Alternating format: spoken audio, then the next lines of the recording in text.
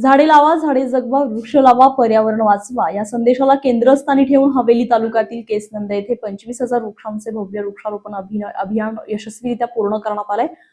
Give me tree Kesnand ग्रामपंचायत आणि पुणे जिल्हा परिषद यांच्या संयुक्त विद्यमाने केसनंद येथील बाबा महाराज तलाव परिसरामध्ये हे मोठे वृक्षारोपण अभियान झाड फाउंडेशनच्या माध्यमातून राबवण्यात आले।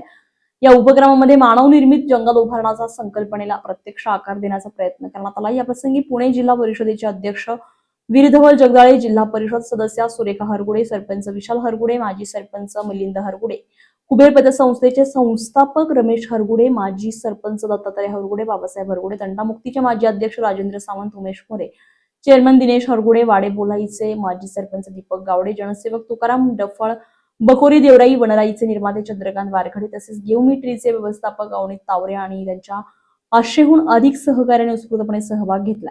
लहरी बनत असताना आपली कर्तव्य आणि जबाबदाऱ्या ह्या आपण पार पाडल्या पाहिजेत, म्हणून हा पुढाकार घेऊन एक चांगला स्तुत्य उपक्रम या ठिकाणी सर्व ग्रामपंचायत असेल, जिल्हा परिषद असेल आणि गिव्ह मी ट्री यांच्या माध्यमातून चालू आहे।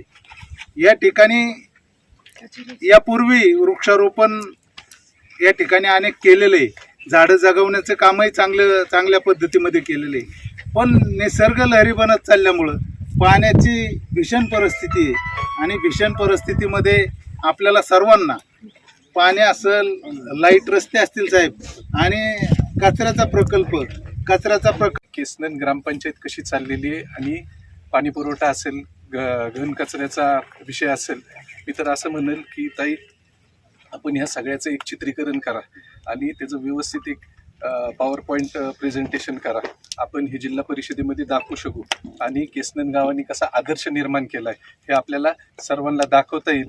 एखाद्या मीटिंगमध्ये आपल्याला हे सगळं व्यवस्थित दाखवता येईल। त्यामुळं काय होतं हे बघा, जिल्हा परिषदेचा मी जरी सदस्य असलो दौंड तालुक्यातला, परंतु जिल्हा परिषद ही जिल्ह्याची आहे, त्याच्यामुळं असे प्रकल्प हाती घेणं जिल्हा परिषदेचं प्राधान्यक्रम आहे। आम्ही आत्ताच्या काळामध्ये घन कचरा असेल, सांडपाणी असेल आणि दुसरं म्हणजे सोलरायझेशन असेल, याच्यासाठी सर्वात जास्त निधीची तरतूद केलेली आहे।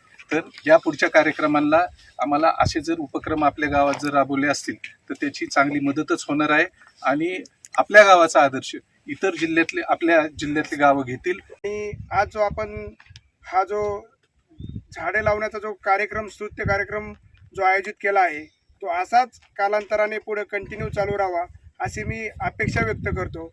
आणि केसनंद ग्रामपंचायत विशाल काका हरगुडे विद्यमान सरपंच, दत्ताबा हरगुडे यांनी जे झाड फाउंडेशनचं योजना आखली आणि गावामध्ये जवळजवळ 7 वर्षापासून ते जे वृक्षारोपणाचं काम करतायत, त्यामध्ये मी स्वतः त्यांच्याबरोबर गेली 7 वर्षापासून सहभागी आहे। खरं तर ही सुरुवात करत असताना 2019 साली मुलाच्या वाढदिवसाच्या दिवशी जी सुरुवात झाली ती आजपर्यंत 25,000 वृक्ष लागवडीचं नियोजन या ठिकाणी करण्यात आलेलं होतं। त्या कार्यक्रमाच्या निमित्तानं जिल्हा परिषदेचे विद्यमान अध्यक्ष आदरणीय वीरधवल बाबा जगदाळे साहेब या ठिकाणी उपस्थित आहेत। प्रथमतः मी केस ग्रामपंचायत आणि ग्रामस्थांच्या वतीनं साहेबांचं मनापासून आभार मानतो। खरं तर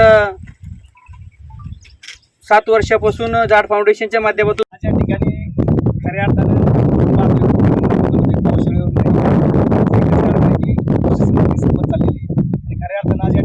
ग्रामस्थ जिल्हा परिषद जिल्हा परिषद या सर्वांच्या माध्यमातून या ठिकाणी आज 25,000 झाड लावतात। त्या ठिकाणी त्याच्या माध्यमातून 1,25,000 झाड लागल्यानंतर त्याचा पहिला टप्पा आज केसनंद गावामध्ये लागला जातो आणि खऱ्या अर्थानं पुढच्या गावामध्ये प्रत्येकाने आपापले वाढदिवस असतील, वेगवेगळे कार्यक्रम असतील, ते सर्व कार्यक्रम झाडं लावून साजरे करावे अशा प्रकारची विनंती आम्ही प्रत्येक वेळेला करत असतो।